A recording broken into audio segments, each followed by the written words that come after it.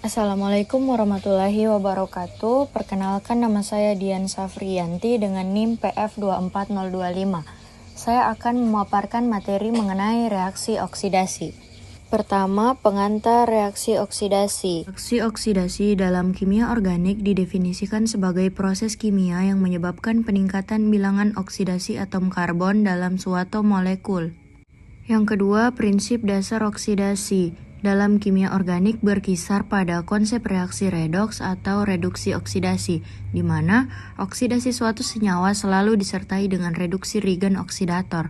Dalam reaksi redoks, oksidator adalah spesies yang menerima elektron sehingga mengalami reduksi, sementara substrat organik kehilangan elektron dan mengalami oksidasi. Selanjutnya, oksidasi alkohol. Yang pertama, oksidasi alkohol primer. Alkohol primer dapat dioksidasi menjadi aldehida atau asam karboksilat, tergantung pada oksidator yang digunakan dan kondisi reaksi. Oksidator alkohol primer menjadi aldehida biasanya memerlukan oksidator selektif, seperti piridinium klorokromat atau PCC, yang menghentikan reaksi pada tahap aldehida tanpa oksidasi lanjutan.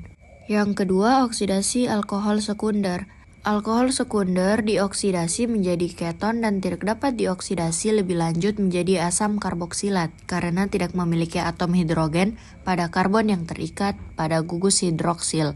Oksidator yang umum digunakan untuk alkohol sekunder termasuk kalium dikromat dalam suasana asam, natrium hipoklorit, dan Jones Reagan atau larutan CrO3 dalam asam sulfat. Selanjutnya, oksidasi alkohol yang ketiga yaitu oksidasi alkohol tersier. Alkohol tersier tidak mudah dioksidasi karena tidak memiliki atom hidrogen pada karbon yang terikat pada gugus hidroksil yang diperlukan untuk pembentukan ikatan rangkap karbon oksigen.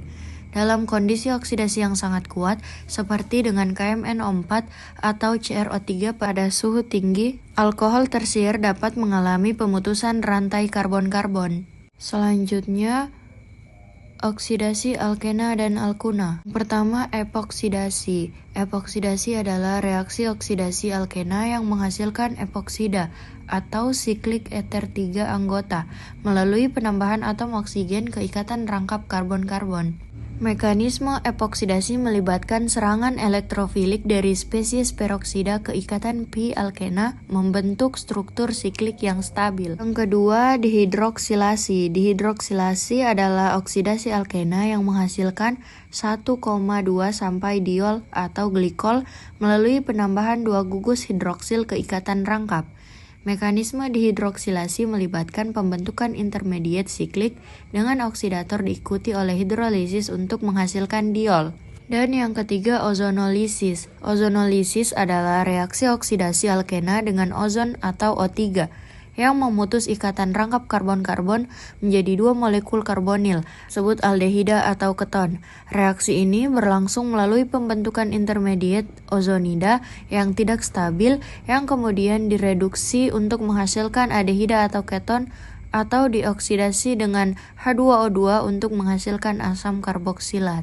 Selanjutnya, oksidasi senyawa aromatik dan aldehida. Yang pertama, oksidasi gugus alkil pada aromatik. Oksidasi gugus alkil pada cincin aromatik seperti gugus metil pada toluena menghasilkan asam benzoat. Dan yang umum digunakan adalah kalium permanganat atau KMNO4 dalam kondisi basa atau asam. Yang kedua, oksidasi aldehida. Aldehida dapat dioksidasi menjadi asam karboksilat menggunakan oksidator seperti perak oksida, larutan Vehling atau oksidator kuat seperti KMNO4.